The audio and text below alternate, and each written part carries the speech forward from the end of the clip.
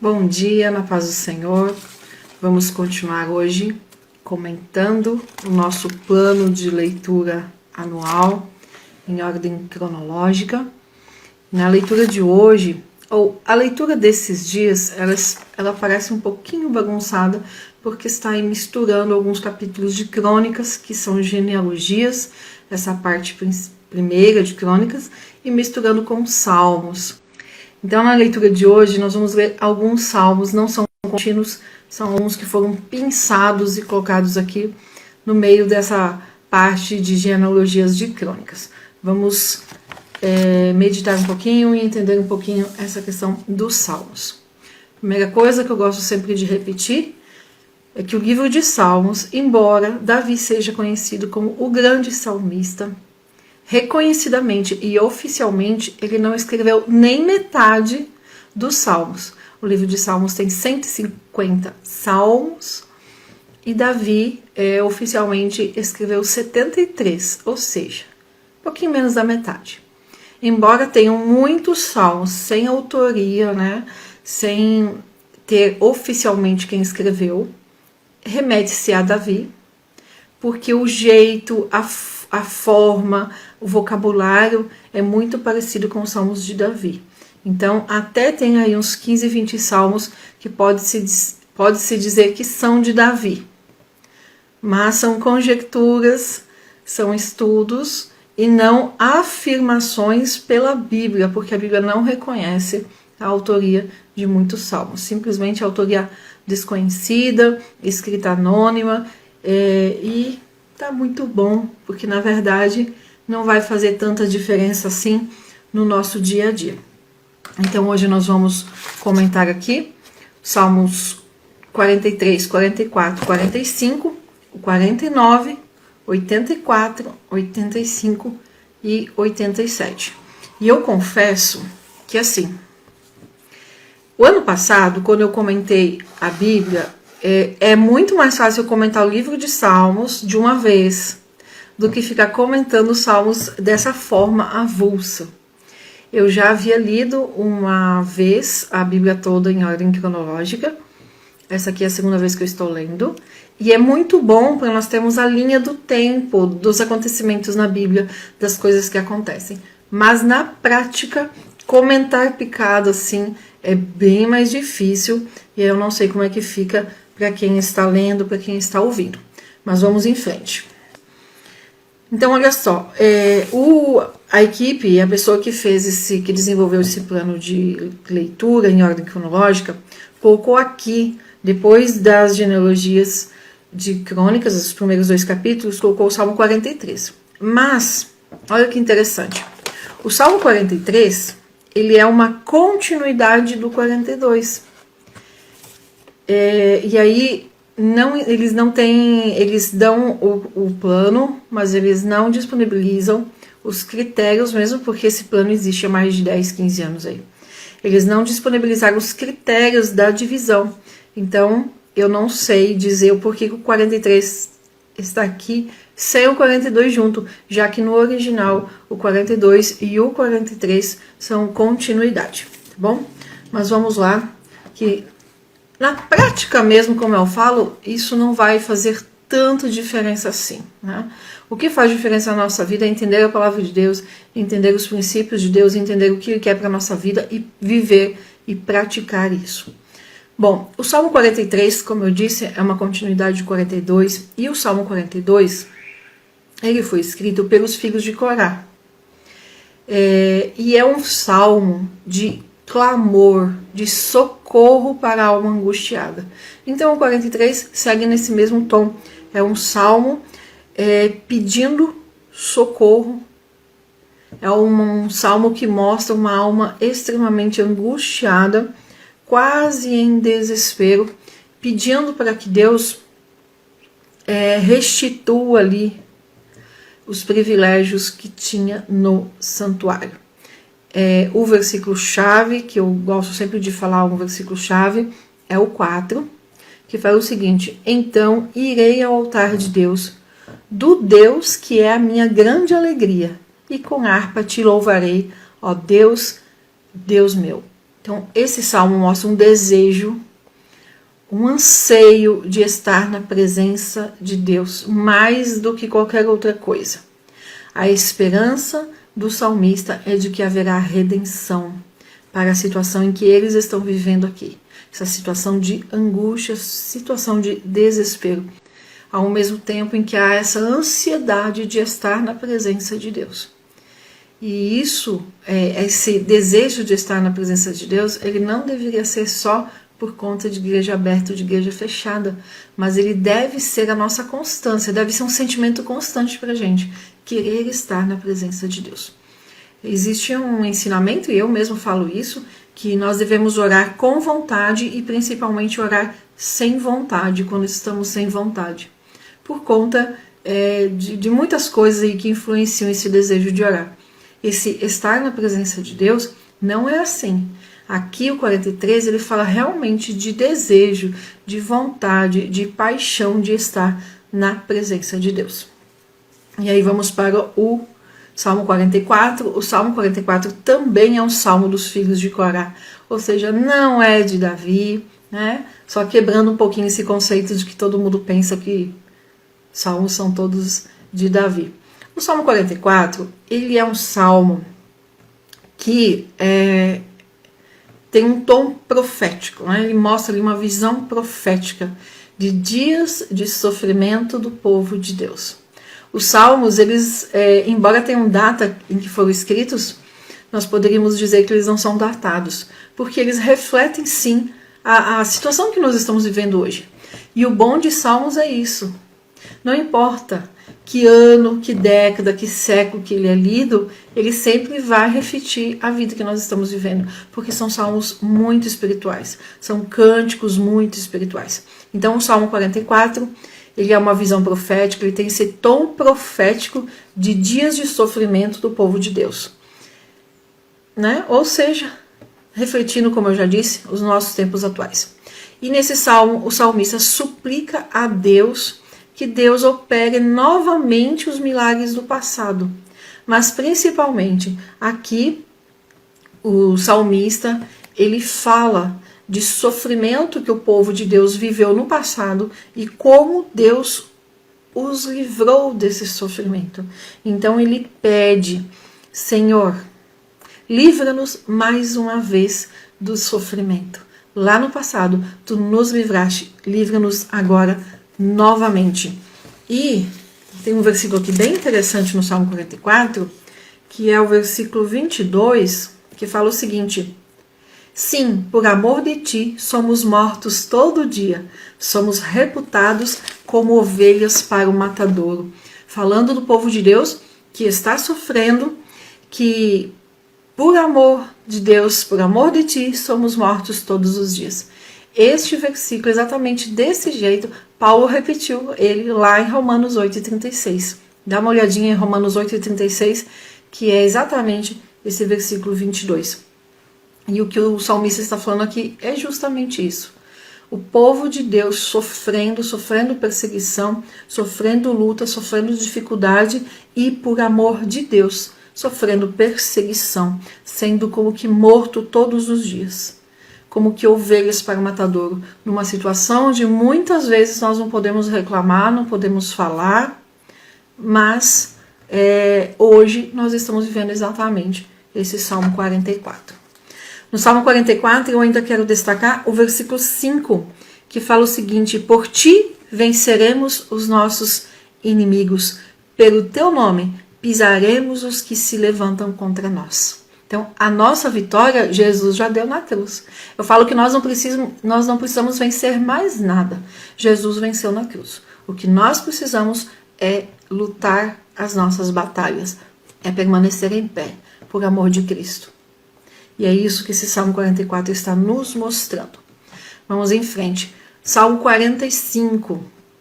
O Salmo 45 é um salmo lindo, que é um salmo de amor, é um cântico de amor, falando do casamento do rei com sua noiva. E esse salmo, então, ele também tem esse tom de profecia, um tom profético, por conta de representar aqui o rei, mostrando o nosso rei eterno, mostrando Jesus, o Messias, num encontro com a sua noiva. Então, é um salmo lindo, leia ele inteiro, que mostra esse encontro, então, de Cristo com a sua noiva. E aí o meu coração aqui já bate mais forte, dizendo, olha, vem Senhor Jesus, que eu quero estar nesse encontro, que sabemos que está por acontecer, num piscar de olhos. O versículo-chave no Salmo 45, o versículo que se destaca, é o 17, e eu chamo de versículo de ação, porque o versículo 17 é uma responsabilidade nossa. O salmista aqui toma para ele, mas nós precisamos viver isso aqui e cumprir com esse versículo 17. Farei lembrar do teu nome de geração em geração, pelo que os povos te louvarão eternamente. Então nós temos essa responsabilidade de anunciar a Deus o seu amor, o evangelho da cruz, a todas as gerações e fazer com que os povos louvem a Deus eternamente. Então nós temos essa responsabilidade de anunciar, a mesma que o salmista fala aqui. Então vamos seguir um pouquinho. Salmo 49. O Salmo 49 também escrito pelos filhos de Corá, repetindo. Os salmos que nós estamos comentando até agora não são salmos de Davi, para quem pensa que os 150 salmos foram escritos por Davi. Davi escreveu, reconhecido pela Bíblia, 73 salmos dos 150, ou seja, menos da metade. Tem aí muitos salmos de autoria desconhecida que a Bíblia não reconhece, mas que os estudiosos, quando analisam, eles falam, olha, possivelmente foi de Davi, possivelmente foi de Salomão, possivelmente foi dos filhos de Corá. Mas são análises com base no vocabulário, no estilo de escrita de estudiosos. A Bíblia em si não afirma isso. Então, salmos reconhecidos pela Bíblia, como diz Davi, são só 73, tá bom? E esses que nós estamos comentando hoje são salmos dos filhos de Corá. Nós vamos conhecer os filhos de Corá na leitura que nós estamos fazendo de Crônicas. Aguarda um pouquinho que nós vamos chegar lá e nós vamos ver que eles eram músicos realmente dedicados à obra do Senhor. O Salmo 49, então, ele é um salmo de sabedoria. O que significa? Que ele não vai adorar, ele não vai louvar como forma principal e também não é um salmo de oração, mas é um salmo de ensino, onde ele tem algo para ensinar e nós precisamos aprender. Ouvi isso, vós todos os povos, inclinai os ouvidos. Então isso já é uma expressão de chamamento, é dizendo, olha, venham aqui e preste atenção, porque nós temos algo para falar. E o que esse salmo fala? Esse salmo nos ensina contra a vaidade, contra, e aí nós conhecemos bem isso, contra essa ânsia de querer ter cada vez mais, de querer ganhar cada vez mais, de querer ser cada vez mais. Essa ânsia que esse pensamento secular coloca muito forte hoje, e nós crescemos nessa cultura de precisar ter para ser alguém. E esse salmo fala exatamente o contrário. Ele fala o seguinte, não vale ganhar o mundo inteiro se você perder a sua alma. Então nós precisamos aprender realmente com esse salmo. Ele fala o seguinte, se você morrer, o que você vai levar? Nós não levamos nada dessa vida. Então, por que gastar a nossa vida e ter como objetivo principal acumular coisas, ganhar o mundo inteiro? Olha o versículo 14. Como ovelhas são enterrados, a morte se alimentará deles. Os retos terão domínio sobre eles na manhã, e a sua formosura na sepultura se consumirá, por não ter mais onde mora. Então, nem a beleza leva. A beleza vai se desfazer, vai se consumir ali na morte, mostrando realmente que a gente não leva nada, nem a beleza. O versículo 15 se destaca, mas Deus remirá a minha alma do poder da sepultura, pois me receberá. Falando então de vida eterna, falando daquilo que realmente importa. O 17, porque quando morrer nada levará consigo, nem a sua glória o acompanhará. Ou seja, nem a glória, nem a fama, nem nada dessa vida. Não vai. O versículo 18, ainda que na sua vida ele bendisse a sua alma e os homens o louvem quando faz bem a si mesmo, irá para a geração dos seus pais, eles nunca verão a luz. O homem que está em honra e não tem entendimento é semelhante aos animais que perecem. Ou seja, de nada vale. Você pode até ser uma pessoa honrada, você pode até ter isso e isso, aquilo e tudo que ele cita. De nada vale se você perder a sua alma. É um salmo bem sério, é um salmo de ensino e é um salmo que deve sim ser usado também para falar de Deus, para fazer despertar nas pessoas esse senso de responsabilidade da vida eterna. Cada um de nós, né? Cada um de nós tem essa responsabilidade de vida eterna e muitas vezes nessa ânsia da vida a gente acaba esquecendo disso, acaba perdendo o rumo e ficando só nas coisas vãs dessa terra, em acumular coisas, em acumular conhecimento, em conseguir fama e conseguir coisas que, como o salmista fala aqui, serão enterrados aí junto com a pessoa na sua morte. E aí do Salmo 49, nós vamos andar aqui vários capítulos que serão comentados outro dia. Como eu falei, esses salmos avulsos, eles fazem parte do plano de leitura que nós estamos fazendo. E aí por isso que estamos comentando salmos avulsos aí e não contínuos. E aí nós vamos para o Salmo 84. O Salmo 84, ele fala totalmente diferente então do 49. O Salmo 84 fala do prazer que é estar na casa do Senhor. O Salmo 84 fala do prazer de estar na casa de Deus. Buscar a face de Deus, conhecer a palavra, desfrutar da companhia do Espírito Santo.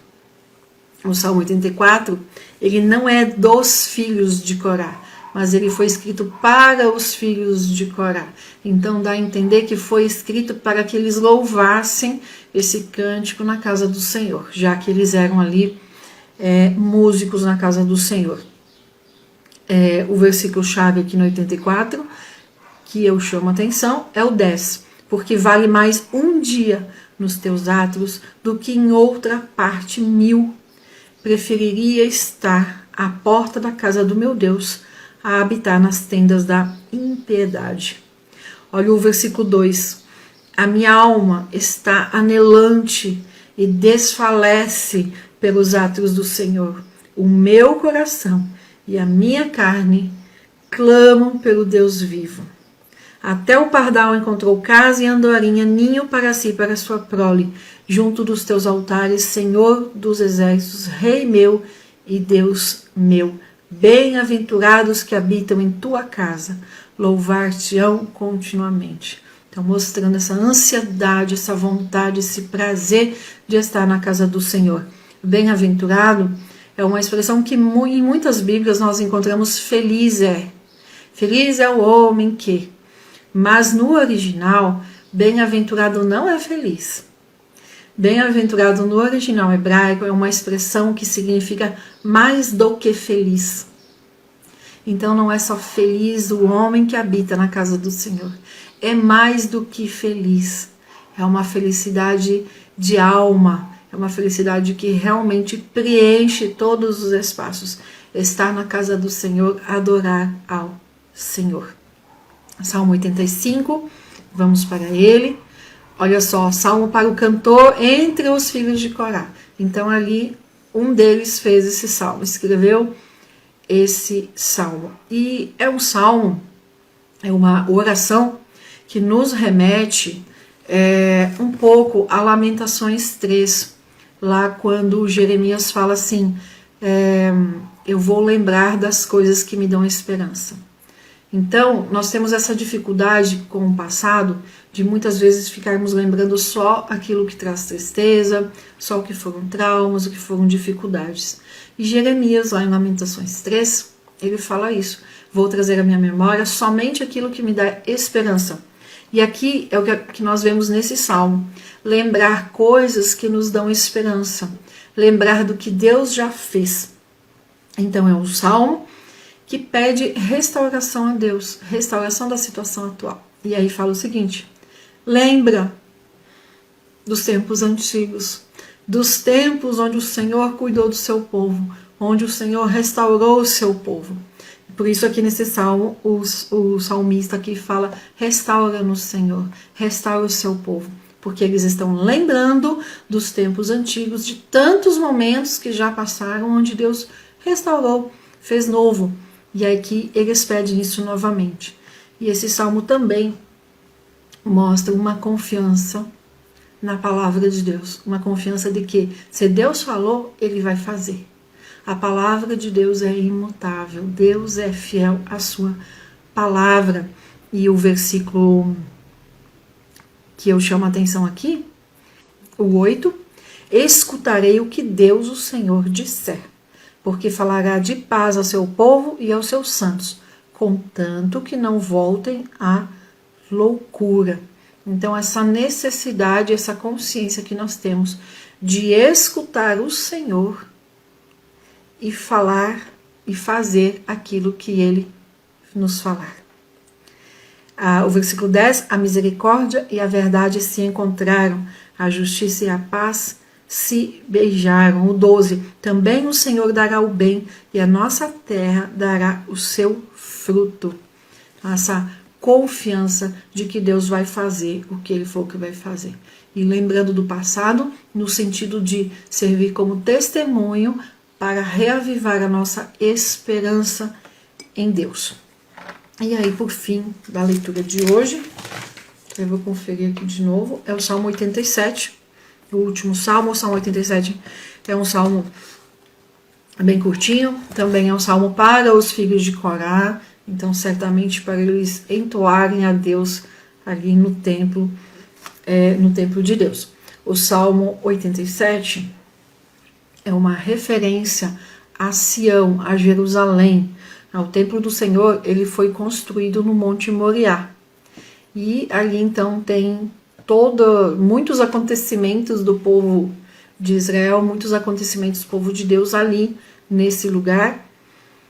E eu nunca fui lá, obviamente, mas eu acredito também em muitos relatos de viagens de pessoas, tantas que eu conheço pessoalmente, como os que a gente só conhece de forma virtual, de que realmente há uma atmosfera diferente neste lugar, né, ali em Jerusalém, ali na cidade, no que é chamado de cidade antiga de Jerusalém. Há uma atmosfera diferente e eu penso que não tem como não ter. Andar ali, estar ali e saber que ali aconteceram os principais acontecimentos do povo hebreu, que Jesus andou ali, que os profetas andaram ali, eu penso que realmente deve provocar algo nas mentes e nos corações de quem está ali. E o Salmo 87, então, ele faz referência a Sião, que é Jerusalém, cidade ali edificada sobre o Monte Moriá e onde foi construído o templo do Senhor. Então, o Salmo 87 é um cântico de louvor a Jerusalém. E o que se destaca aqui é Deus sempre colocando de forma especial o seu povo escolhido. O versículo 6 fala sobre isso, então, é o versículo de destaque. O Senhor, ao fazer descrição dos povos, dirá: este é nascido ali.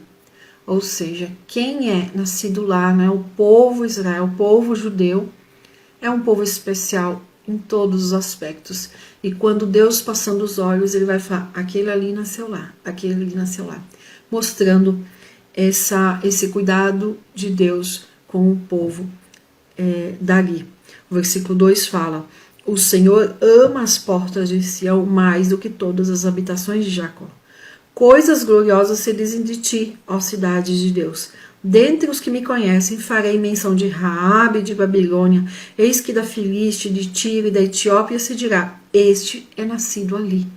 Ou seja, quem é nascido de Israel vai ser sempre reconhecido, não importa onde esteja.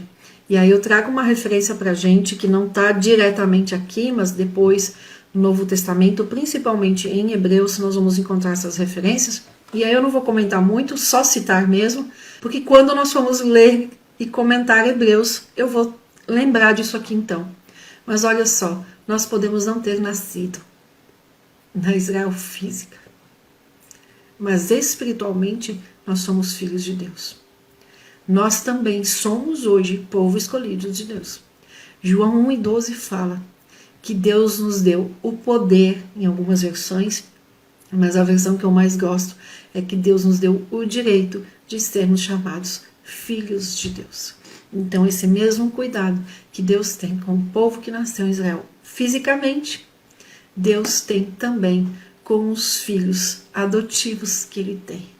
Nós somos filhos amados de Deus, filhos por adoção. João 1:12.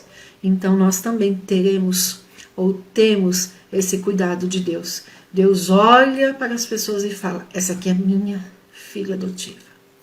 Essa aqui é minha. Esse aqui nasceu em Israel, mas essa aqui nasceu do amor, da entrega de Jesus na cruz. Amém? Então, aqui é algo para o povo de Deus nascido em Israel.